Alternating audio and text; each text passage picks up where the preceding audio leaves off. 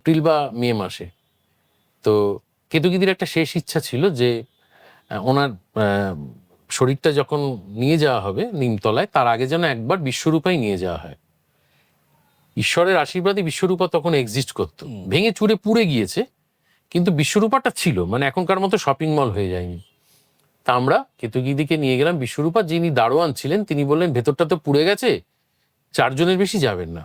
তো কেতকীদির ছেলে, এক নাতি, আরেক ভদ্রলোক, আমি, 4 জন মিলে ঢুকলাম। গোটা বিশ্বরূপাটা অন্ধকার ঘুটঘুট করছে, একটা দর্শক আসন নেই, সব পুড়ে গেছে। স্টেজের সামনের একটা পাটাতন রয়েছে, বুঝলে, একটু মেঘলা ছিল দিনটা। কেতকীদিকে নিয়ে গিয়ে স্টেজে আমরা শোয়ালাম।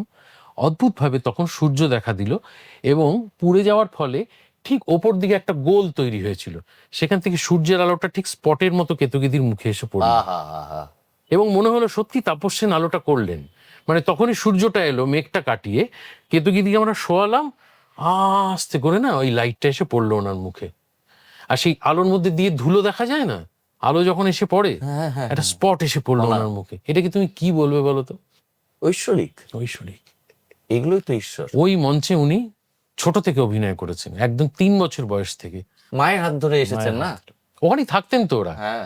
শ্রীরঙ্গমেই থাকতেন শিশির কুমার এবং তার পরিবার, সবাই, তারা কুমার ভাদুরী, সবাই ওখানেই থাকতেন।